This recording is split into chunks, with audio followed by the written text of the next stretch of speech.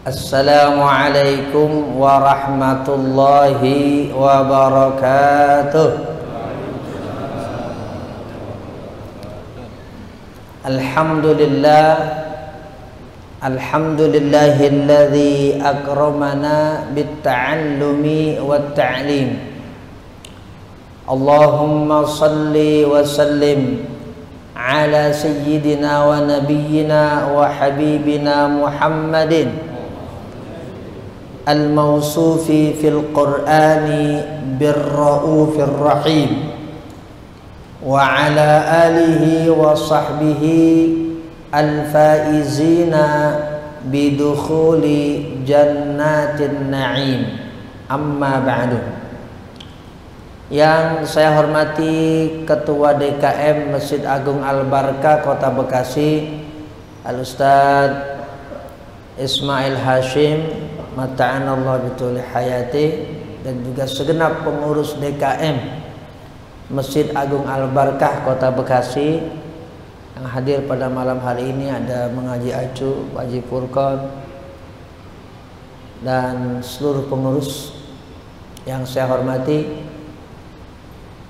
para asatidzah, segenap jamaah, bapak-bapak dan ibu-ibu. Mudah-mudahan kita semua pada malam hari ini senantiasa dilimpah curahkan nikmat, rahmat, keberkahan oleh Allah Subhanahu wa taala. Diri kita, kesehatan kita mudah-mudahan senantiasa dijaga, dilindungi oleh Allah Subhanahu wa taala. Anak cucu kita dijadikan anak cucu yang salih, salihah oleh Allah Subhanahu wa taala. Urusan kita semuanya, dunia apalagi akhirat, mudah-mudahan diberikan segala kemudahan oleh Allah Subhanahu wa taala.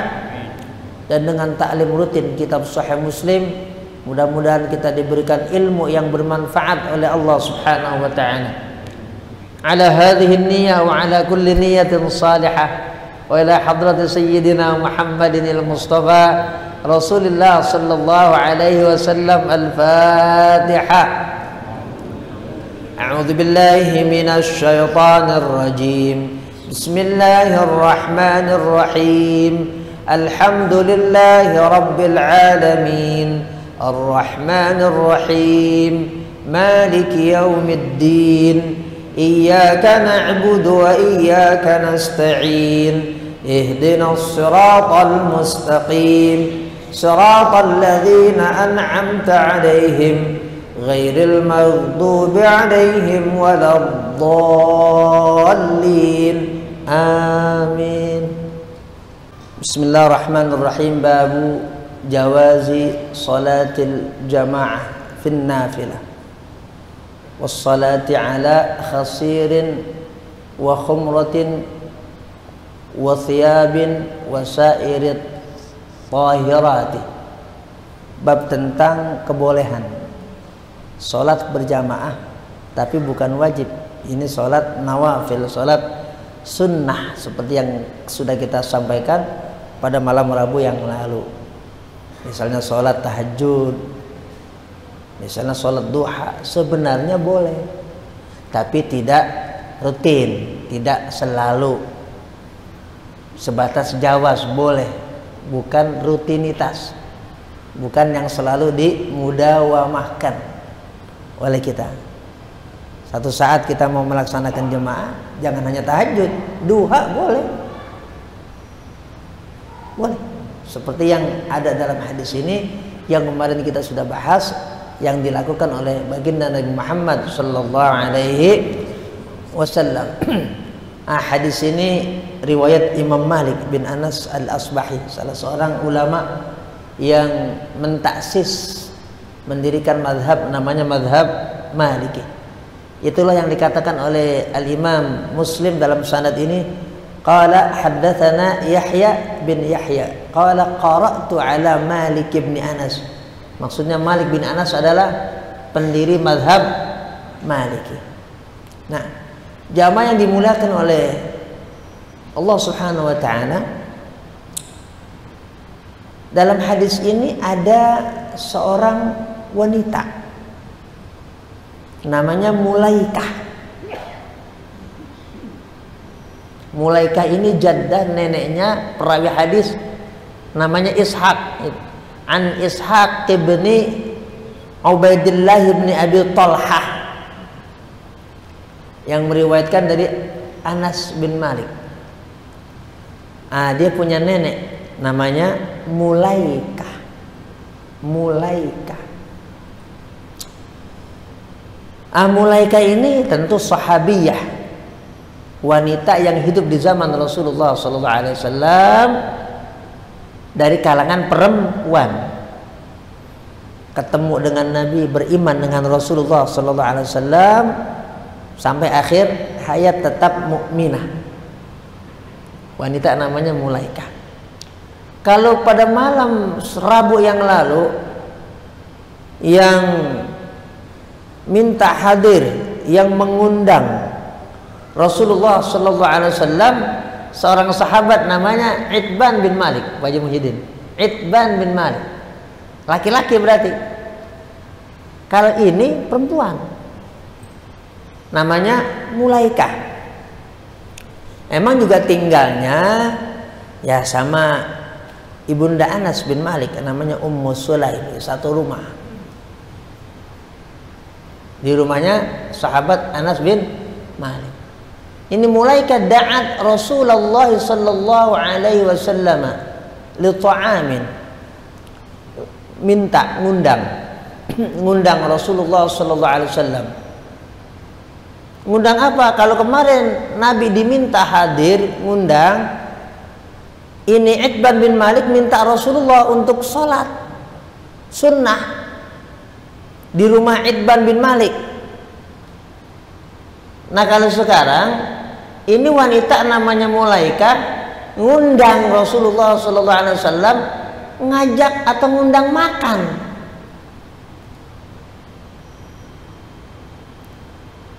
Ngundang makan. Dan diiyakan oleh Rasulullah SAW. Meskipun yang mengundang itu perempuan. Kenapa Nabi mengiyakan? Karena tidak mengandung fitnah. Selama tidak mengandung fitnah, tidak ada fitnah, memang niatnya baik dan tidak hal-hal yang bisa membawa kepada mudarat, nggak apa-apa. Ibu-ibu minta Ustadz Faisal, Ustadz tolong ke rumah saya Pak, saya pengen ambil berkah Quran nih karena Ustadz hafal Quran. Boleh gak? Boleh, selama tidak membawa fitnah. Kalau ngundang sampai di rumah berdua-duaan lah itu nggak boleh. Tapi ke rumah tuh di situ ada anaknya, ada suaminya, ada mahramnya, ya tidak khalwat, tidak berdua-duaan, boleh. Yang tidak boleh kalau membawa fitnah, berujung pada maksiat kepada Allah Subhanahu wa Ta'ala, diharamkan. Kali ini nggak ada. Makanya undangan seorang wanita namanya Mulaikah diijabah oleh baginda Nabi Muhammad sallallahu alaihi wasallam, diiyakan oleh Rasulullah sallallahu alaihi wasallam. Ke rumah siapa? Rumahnya sahabat Anas bin Malik, yang memang itu satu rumah dengan ya nenek-nenek namanya Mulaikah. Tidak ada beberapa orang lagi di situ. Datang ngundang makan, Nabi datang, tawaduknya Rasulullah sallallahu alaihi wasallam. Fa'akala minhu, dan Rasulullah sallallahu alaihi wasallam ya makan yang dihidangkan oleh wanita namanya Mulaikah, tapi ini wanita muslimah. Ada juga waktu perang Khaybar itu Nabi juga diundang sama wanita juga. Cuma ajibur kan Yahudi yang undang. Tapi Nabi datang nggak sendiri. Nabi datang bersama sahabat beliau, sahabat-sahabat beliau. Padahal ini niat perempuan Yahudi ini jelek. Nabi mau diracunin dari makanan tadi. Kalau zaman sekarang dikasih sianida, pakai pos, pakai ojol. Itu 2 sahabat yang saat itu ikut langsung mati, nggak jadi. Tapi Rasulullah SAW dijaga, dilindungi oleh Allah Subhanahu Wa Taala. Nabi makan racun juga, makan racun, tapi dilindungi oleh Allah Subhanahu Wa Taala. Sahabat tadi yang ikut makan langsung mati karena diracuni. Jadi Nabi itu akhlak bagus, hati polos, nggak punya suudzon, buruk sangka kepada orang lain, kepada siapapun. Hati Nabi memang dijaga oleh Allah Subhanahu Wa Ta'ala. Jadi Nabi tidak pernah terbersit hati jelek sejak kecil sampai wafat, sejak lahir sampai wafat. Ada nggak orang gitu? Nggak ada, kecuali Rasulullah SAW. Nggak ada, kecuali Rasulullah SAW. Orang bisa menjaga lisan, bisa menjaga sikap, bisa. Tapi susah kalau menjaga suasana hati. Gedeg masih bisa kita secara sikap berusaha bagaimana tetap baik. Hati apa namanya sikap. Tapi lempengan gedeg itu kadang susah. Tetap aja gedeg. Kemudian berbahasa basi dengan senyuman dan juga dengan sikap ramah. Tapi sebenarnya hati dongkol. Kan itu ada sifat kurang bagus berarti. Tapi Rasulullah SAW selalu selaras antara suasana hati, batin, pikiran, ucapan dan juga sikap. Nabi marah iya, tapi tidak sampai kemudian jadi dengki atau jadi benci. Walaupun itu cuma sekejap, nggak mungkin, mustahil. Ya marah jadi dengki itu nggak ada dalam hati Rasulullah SAW. Marah iya, Nabi marah, pasti itu. Tapi tetap marahnya Rasulullah SAW itu terarah dan juga terkontrol. Tetap diarahkan oleh Allah Subhanahu Wa Ta'ala. Nah Rasulullah SAW makan karena memang tadi undangannya undangan makan. Karena undangannya undangan makan, ya makan diduluin. Nah kemarin Itban bin Malik undangan ngapain? Sholat. Masuk dipersilakan langsung. Aina uhibbu an usalliya fi baitika. Aina tuhibbu an usalliya fi baitika. Di mana kamu suka saya ini bisa sholat di rumah kamu, wahai Itban. Langsung Nabi, nggak duduk dulu. Kali ini karena undangan makan, Nabi duduk dulu makan. Ya. Nah kalau kemarin sholat dulu makan, kali ini makan dulu sholat. Mana yang kita lebih dahulukan? Wajib Latif. Makan dulu apa sholat dulu, tergantung situasi dan suasana kita. Kalau maghrib waktunya dikit, ya kalau kita makan dulu habis sudah untuk maghrib. Kalau udah lapar banget, ya makan dulu nih katanya. Afdolnya makan dulu, tapi waktunya sedikit, makan setengah jam. Habis itu udah waktu maghrib. Kalau belum habis sudah masuk waktu tahrim, saudara. Lihat-lihat, ya. Secara umum memang, secara umum dulu kan makan sebelum ibadah, sebelum sholat. Biar apa? Sholat khusyuk. Secara umum, kaidah secara umum, duluin makan sebelum sholat secara umum. Tapi nggak mutlak. Lihat-lihat juga waktunya.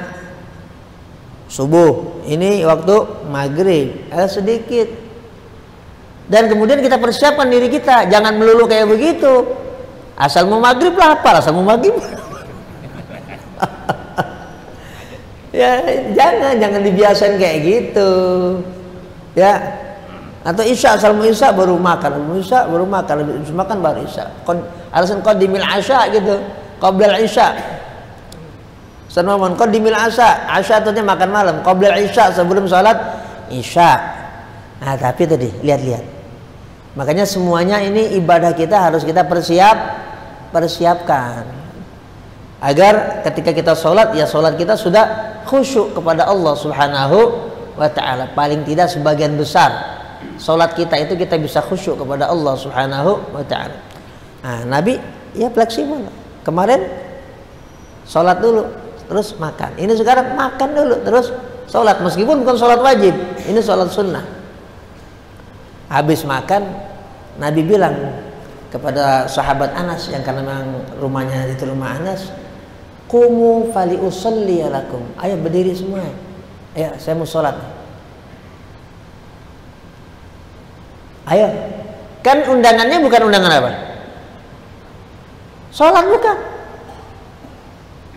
Undangnya mintanya bukan minta Nabi sholat, makan.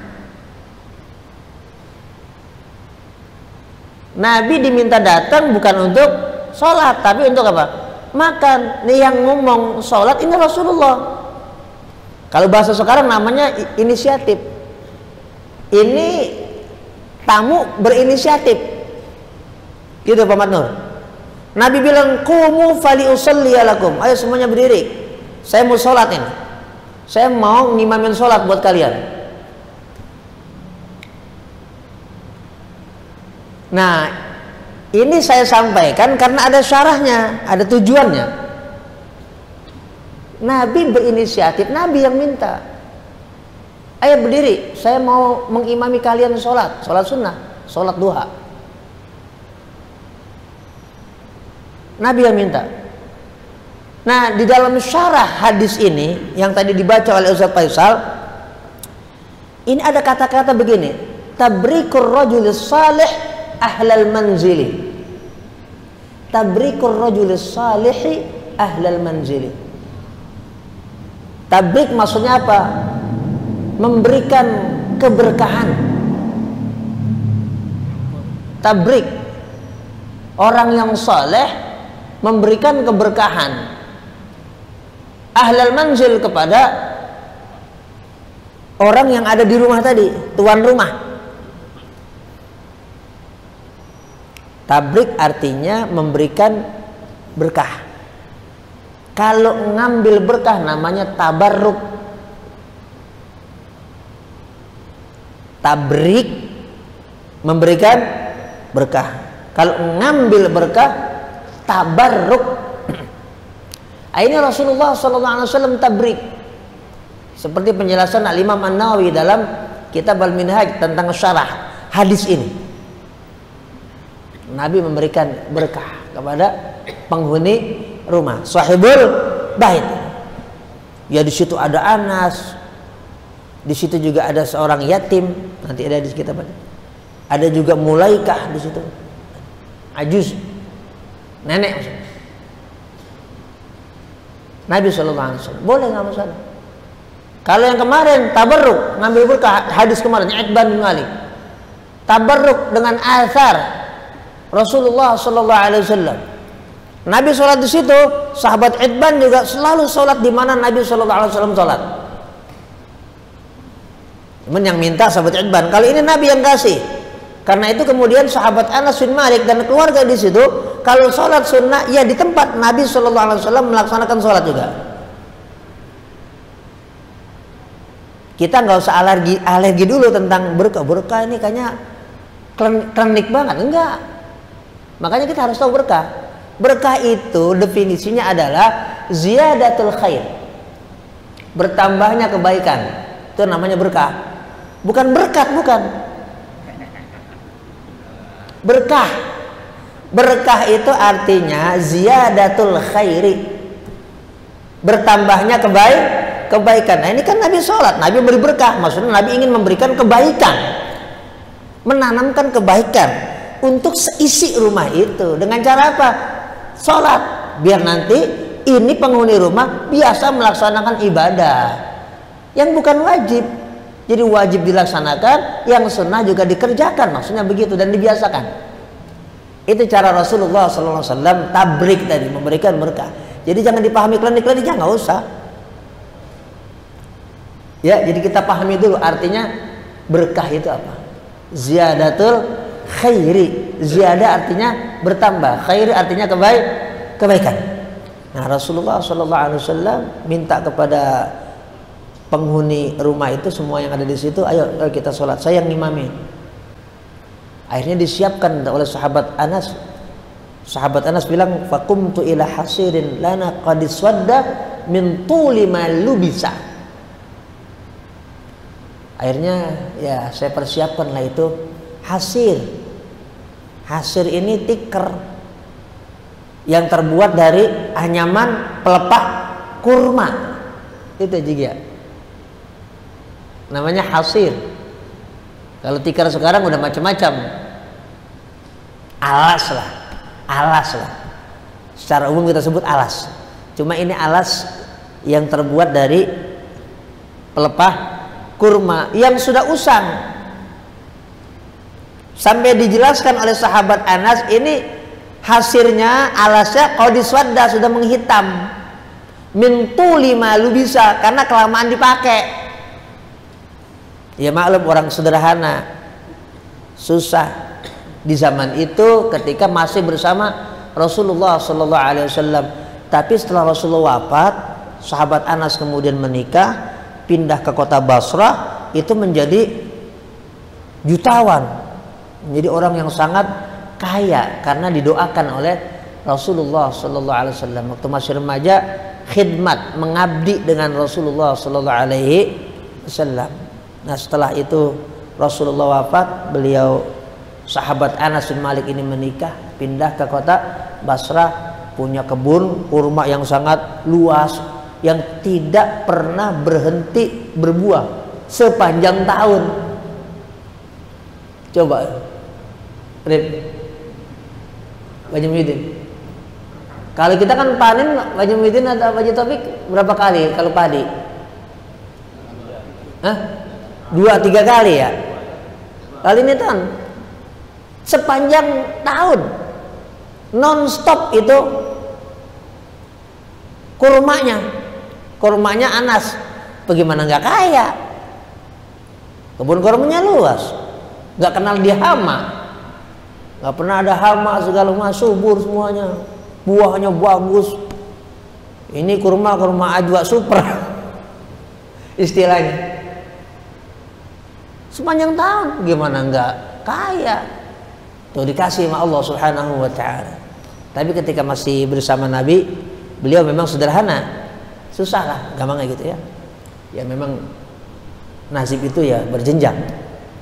Nah, setelah mempersiapkan juga termasuk oleh sahabat Anas buat dia sendiri, termasuk juga buat Rasulullah SAW.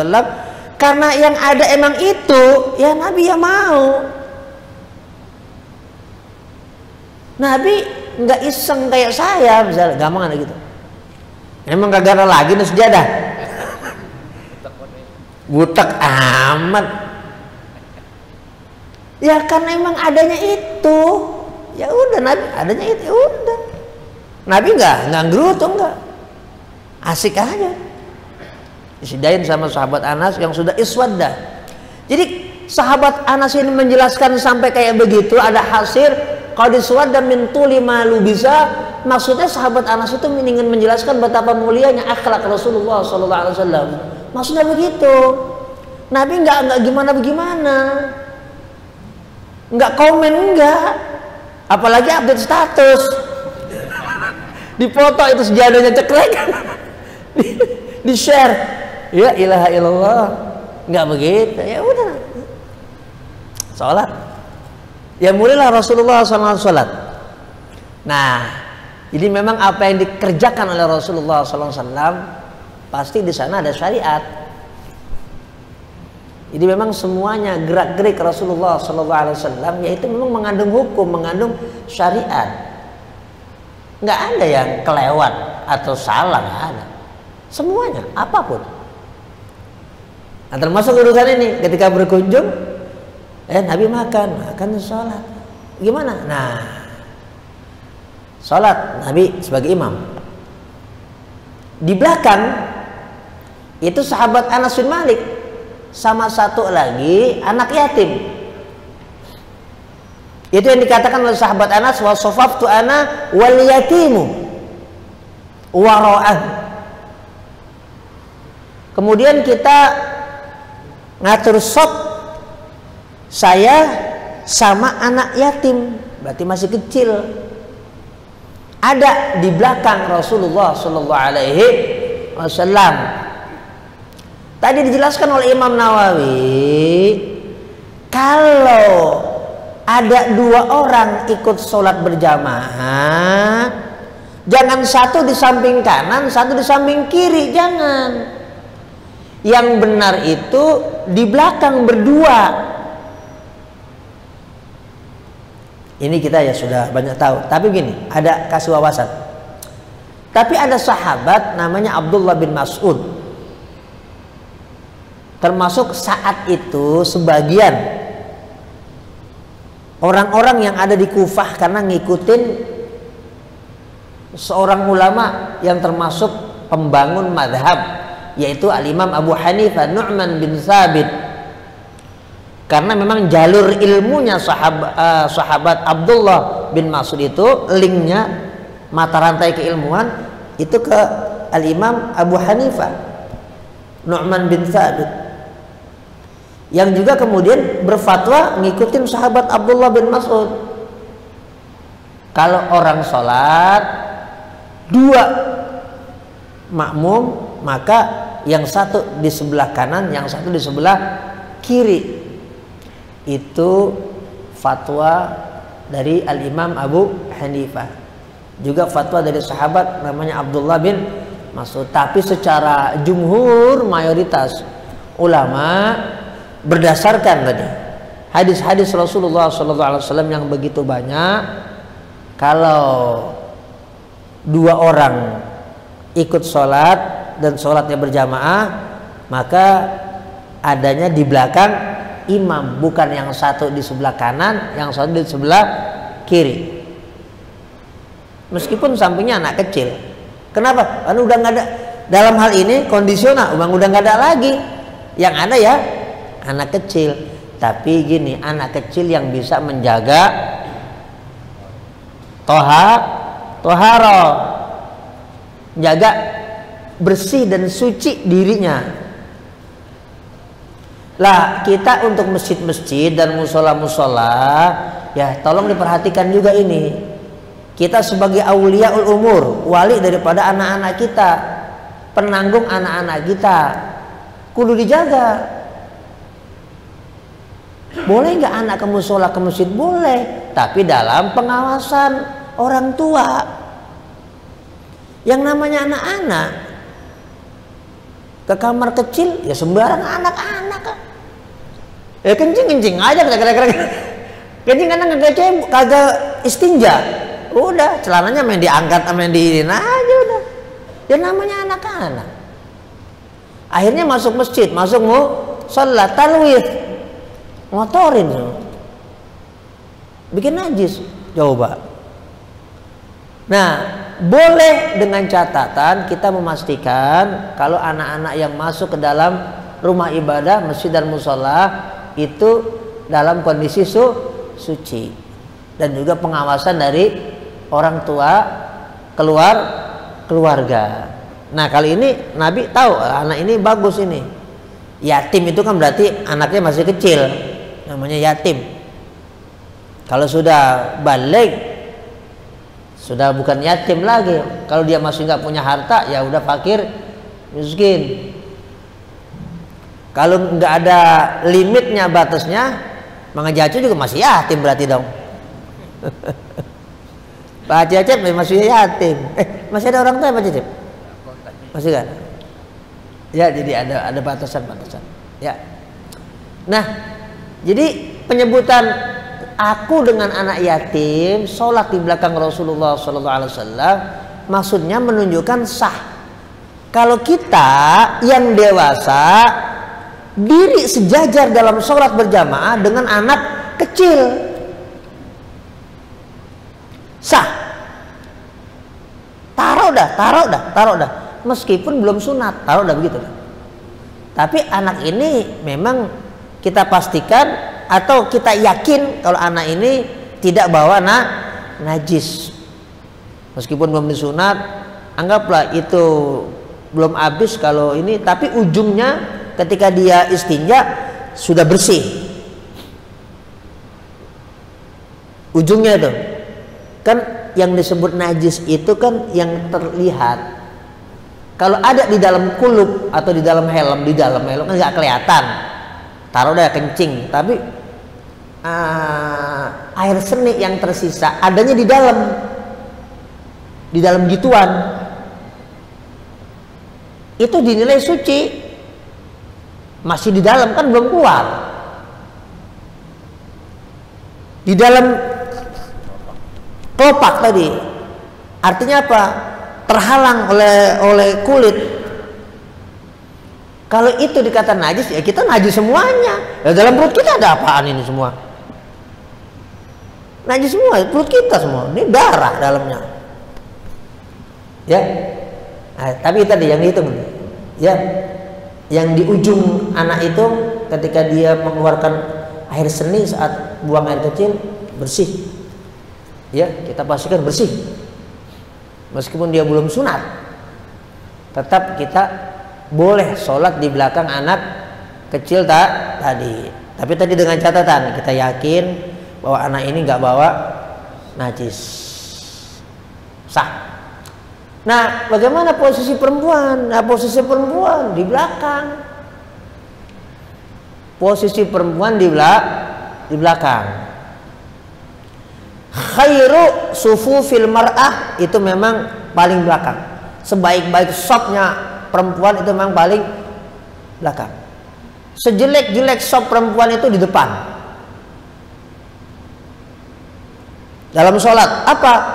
Seluruh sholat, baik sholat wajib termasuk juga sholat sunnah, jangan di depan.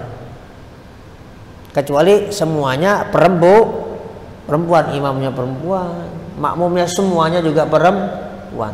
Nah, yang jadi penjelasan juga dalam hadis ini seperti penjelasan Imam Nawawi, perempuan di belakang sendirian sob itu tetap sah dan tidak makruh.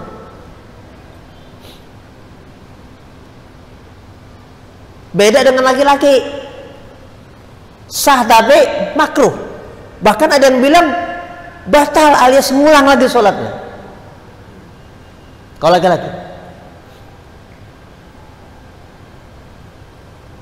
ada yang menjelaskan seperti itu. Salah ya benar, karena fikih itu ya banyak penjelasannya. Minimal makruh kalau laki. Kalau perempuan sah dan tidak makruh. Meskipun sholat sendirian di belakang dengan mengikuti jamaah khusus bagi perempuan. Walaupun baiknya ada lagi perempuan yang ikut, tapi kalau nggak ada lagi, nggak adanya itu.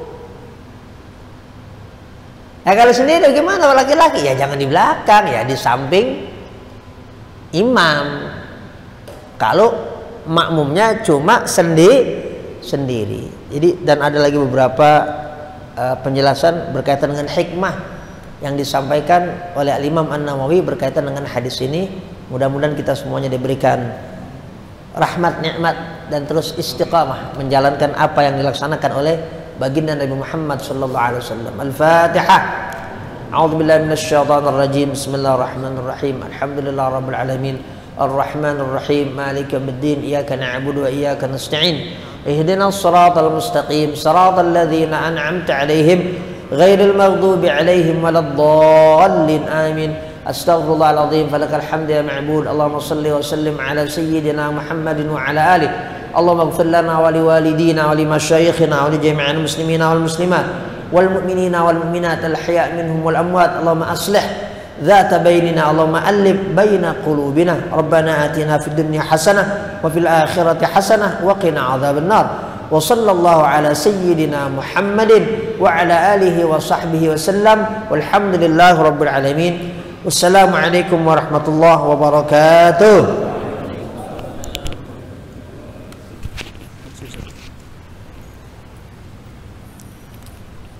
اللهم صل وسلم على